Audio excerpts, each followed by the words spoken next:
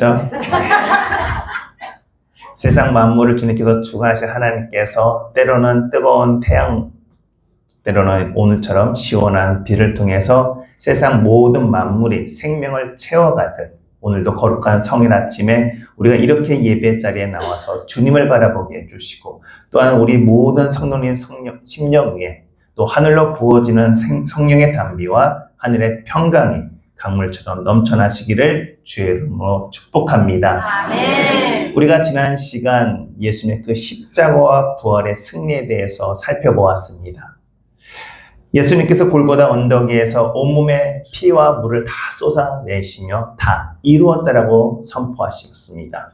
그 외침은 힘이 없어서 돌아가셨던 그 탄식이 아니었습니다. 나와 같은 죄인의 평생의 그 죄악의 빛을 완전하게 청산하셨다라는 승리의 선언이었습니다. 또한 주일 새벽 사망 권세의 사슬을 깨뜨리시고 무덤문을 박차고 일어나셔서 부활의 첫 열매가 되어 주심으로 말미암아 장차 우리도 죽음도 없고 고통도 없는 그런 신령한 몸으로 다시 살아날 완벽한 보증서가 되어 주셨습니다. 또한 지금은 어디에 계십니까? 바로 하늘 보좌에 앉으셔서 우리의 이름 한 명 한 명을 부르시며 중보 기도를 하고 계시고, 또한 우리 장차 우리가 거할 하늘의 그 처소를 지금도 준비하고 계십니다. 그 모든 것이 마무리되었을 때 하나님의 승자신 본 그대로 이 땅에 다시 오신다는 영광의 소망을 우리에게 품게 하신 줄로 믿습니다. 이어서 오늘 우리 함께 나눌 말씀의 주제는 같이 이런 구약에서부터 계속 예언되었던 또 다른 놀라운 약속의 성취를 보려고 합니다. 이 땅에 예수 그리스도의 몸된 교회가 탄생한 바로 성령 강림입니다.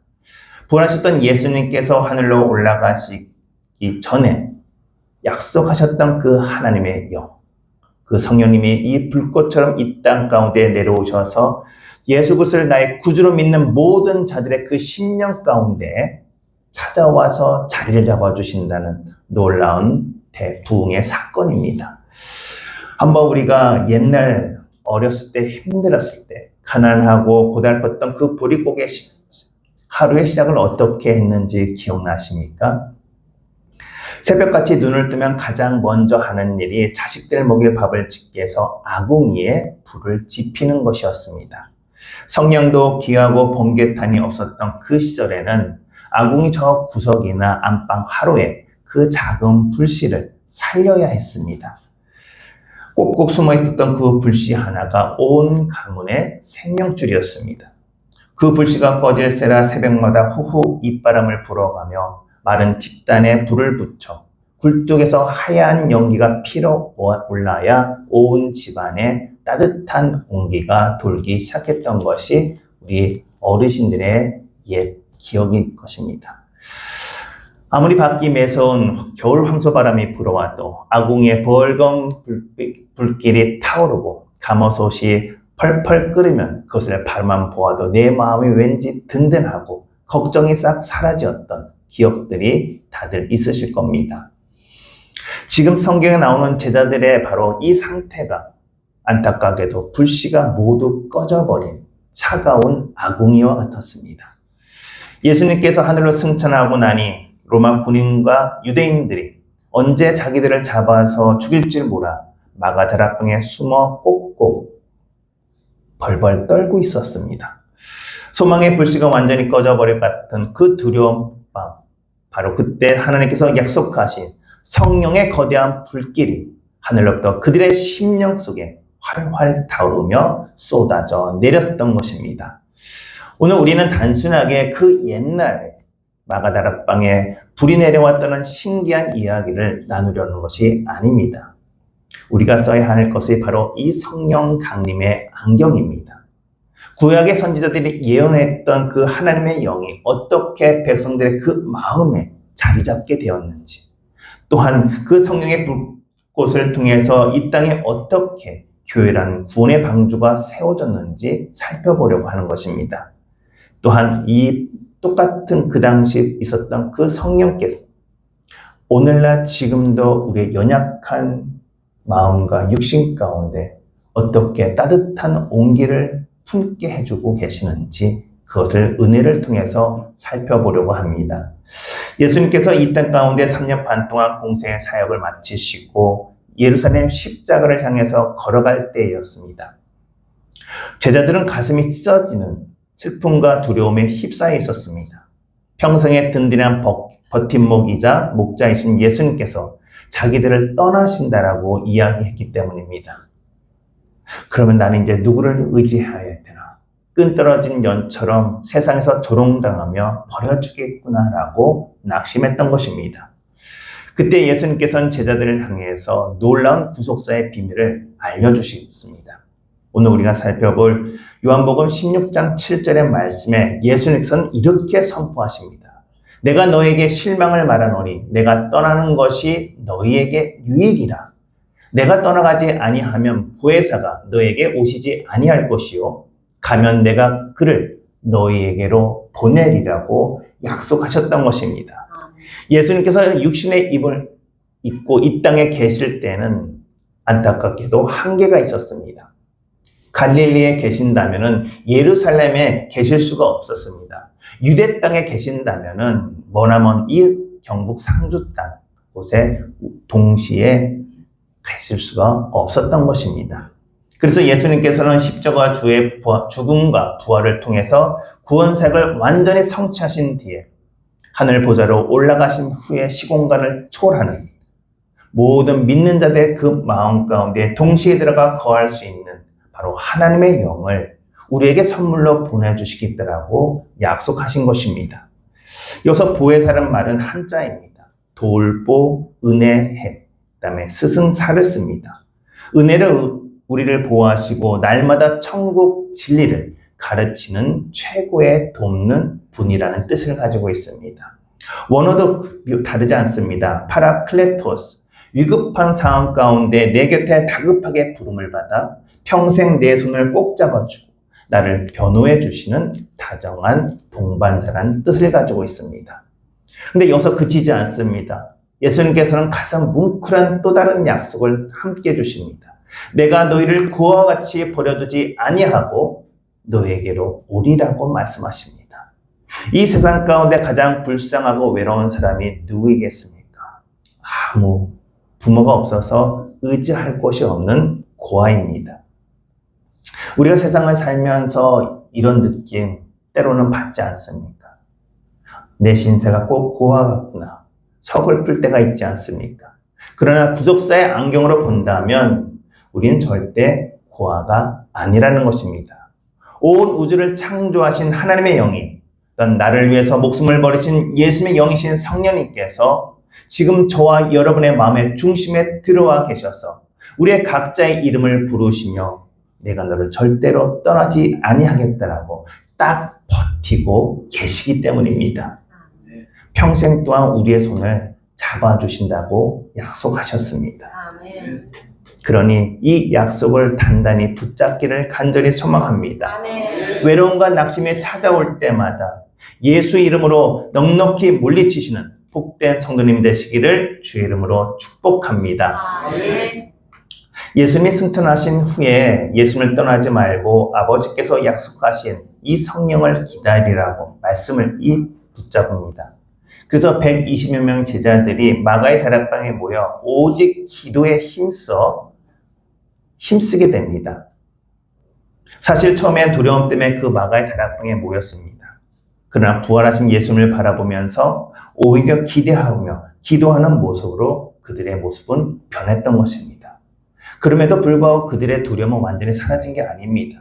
왜냐하면 아직까지도 예수님을 죽였던 종교 지도자들이 그대로 그곳에 있었고 제자들도 언제 체포될지 몰랐기 때문입니다. 그럼에도 불구하고 그들은 하나님께서 약속하신 그 성령을 기다리겠다는 약속만 믿고 계속 그 자리에 기다렸던 것입니다. 세상을 살면서 캄캄하고 모든 것이 다 꽉 막혀 있는 그런 세상, 그곳에서 가장 작은 빛이지만 빛나기 시작하는 그 불빛 하나만 보았을 때 우리에게는 소망이 생기게 된다는 것입니다. 그것이 바로 믿음이라는 것입니다. 약속하신 열흘째 되던 날 유대인의 큰 명절인 오순절이 다가오게 됩니다. 바로 이때 바로 성령 강림의 기적이 나타난 것입니다. 오늘 본문은 바로 그 장면을 생생하게 지금 기록되어 있습니다.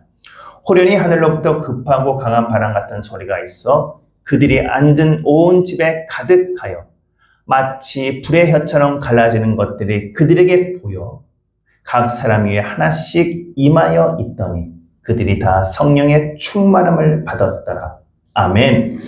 성령님은 눈에 보이지 않는 영이지만 하나님은 제자들의 귀로 듣고 눈으로 똑똑히 볼 수 있는 바람과 불의 모습으로 권능을 부어주셨던 것입니다.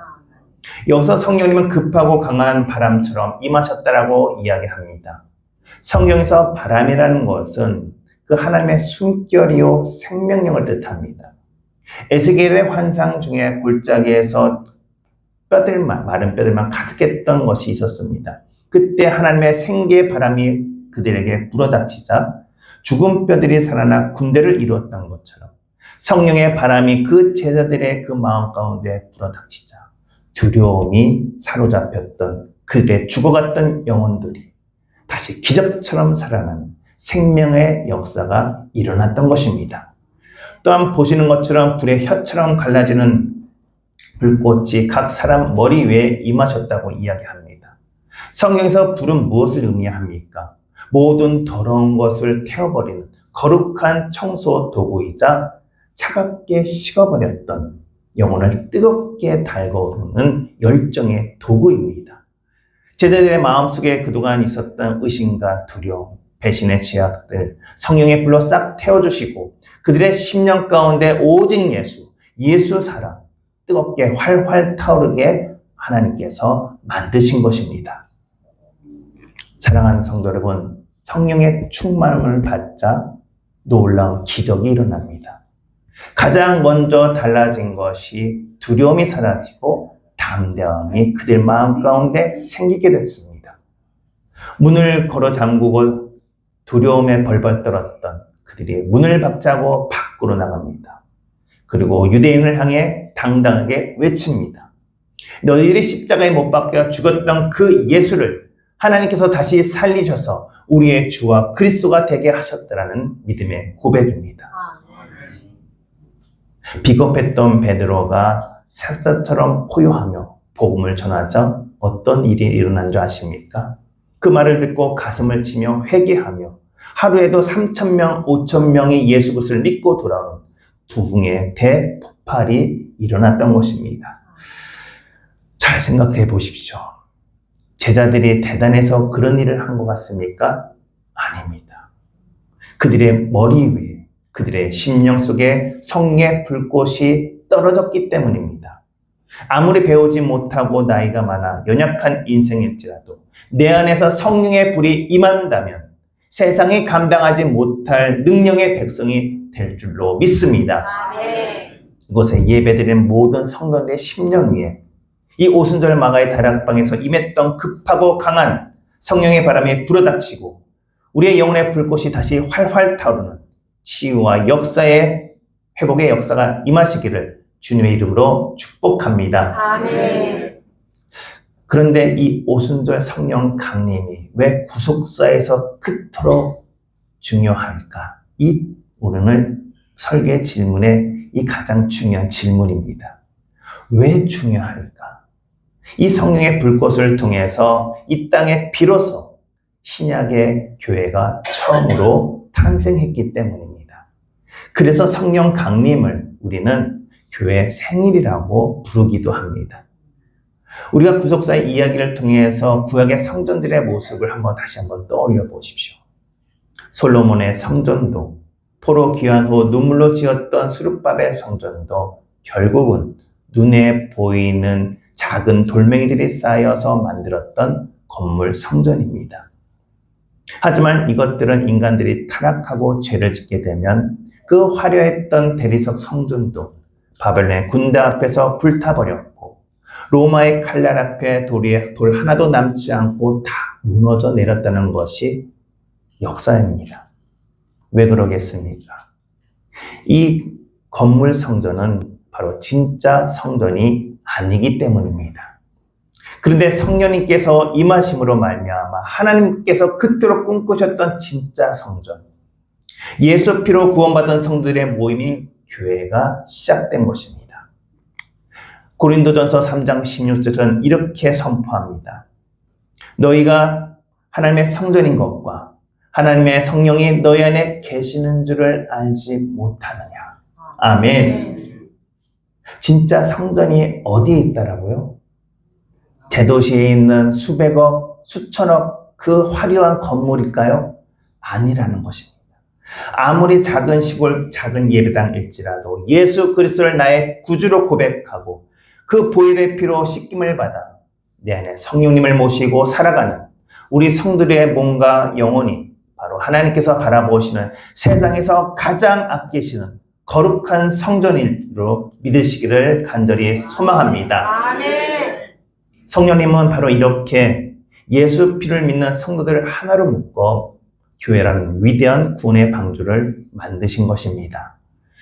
초대교회 성도들에게 성령이 충만해지자 어떤 놀라운 일들이 일어난 줄 아십니까? 날마다 성전에 모이기를 힘쓰게 됩니다. 떡을 떼며 기쁨으로 하나님을 찬미합니다. 가난한 자가 있으면 내 돈으로 내어주며 그들을 도와줍니다. 아픈 자가 있으면 눈물로 기도하며 서로를 내 몸처럼 사랑합니다. 교회는 바로 이렇게 세워진 것입니다. 세상의 대적들이 아무리 박해하고 핍박해도 절대로 무너지지 않는 하나님의 영원한 나라의 이 교회가 이렇게 세워지고 있는 것입니다. 지금도 동일합니다. 이 신상교회가 어떻게 세워졌습니까? 46년 동안 우리들의 기도와 우리들의 예배 때문에 세워진 것보다 더 중요한 것은 성령님의 뜨거운 띠로 우리를 묶어주셨기 때문입니다. 그러기에 우리가 이렇게 거룩한 방주로서 이 지역을 섬기고 있는 것입니다. 때로는 우리가 몸이 아파서 휠체어를 타고 올지언정 또는 지팡이를 짚고 이 예배당의 문에 설 때마다 우리가 반드시 고백해야 할 것이 있습니다. 이곳은 성령님께서 피로 사신 내 고향집이요 영원한 구원의 방주로다 고백하며 춤추며 기뻐하는 그런 모습을 하나님께 올려드리는 것이 가장 먼저라는 것입니다. 우리가 성전의 예배 가운데 올 때 어떤 마음으로 오십니까? 이것은 내 구원의 방주야. 이것은 예수의 피로 사신 주님의 몸된 교회야. 이 믿음의 고백이 우리에게 먼저 필요한 것입니다. 사랑하는 성도 여러분, 예수님의 그 성령님의 그 사역 가운데 가장 위로가 되는 사역이 무엇일까? 저는 이것을 한번 더 나누고 싶습니다. 다양한 답이 나올 수 있습니다. 하지만 로마서 8장 26절의 말씀에서 소개하는 사역을 저는 말씀드리고 싶습니다. 우리 다 함께 믿음으로 함께 같이 봉독하겠습니다. 시작! 이와 같이 성령도 우리의 연약함을 도우시나니 우리는 마땅히 기도할 바를 알지 못하나 오직 성령이 말할 수 없는 탄식으로 우리를 위하여 친히 간구하시느니라. 아멘.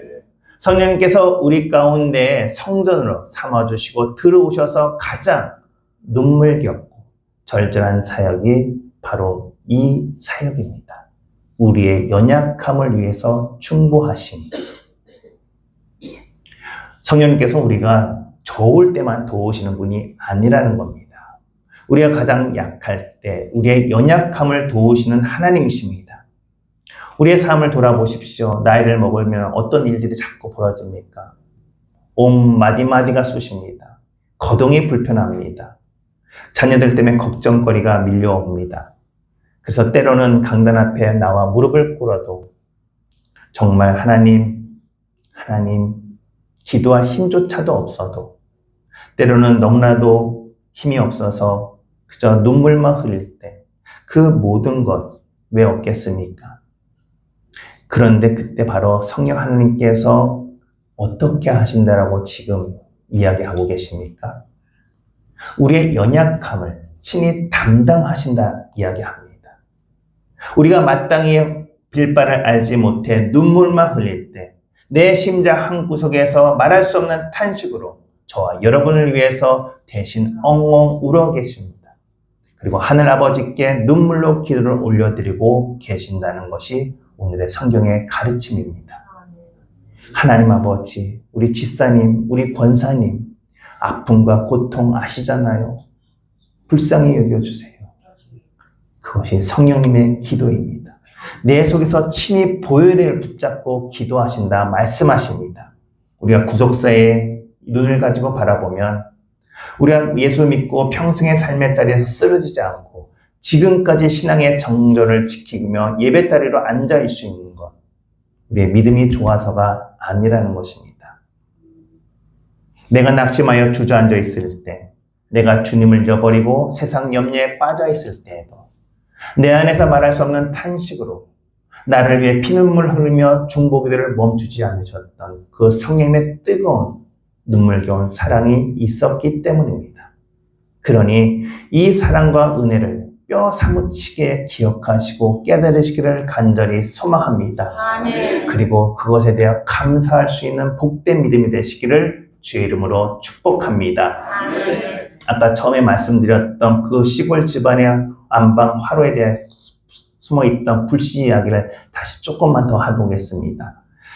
그 시절의 불씨는 단순히 우리가 고기 구워 먹는 불이 아니었습니다. 밥을 짓고 방을 데우는 가문의 생명줄이었습니다. 밤새 재를 덮어 불씨를 살려둬야만 합니다. 혹여 며느리가 밤새 관리하지 못해서 불씨가 꺼져버리면 그 다음날은 난리가 납니다. 시어머니에게 눈물이 쏙 빠지도록 호된 구박을 당하였고 또 이웃집에 불을 빌리러 가내는 동네 잔치에서 부끄러움이 되는 날이었습니다. 겉으로 보기에는 아무것도 아닌 것 같지만 재를 살짝 걷어보면 아직도 그 작은 불씨가 때문에 거기를 통해서 큰 불이 일어날 수 있지만 불씨가 숨이 넘어가듯 가물가물 꺼져가고 있다면 그것을 바라볼 때 가슴 철렁거리는 가슴을 붙잡고 화로 속에 코를 박아야 했습니다.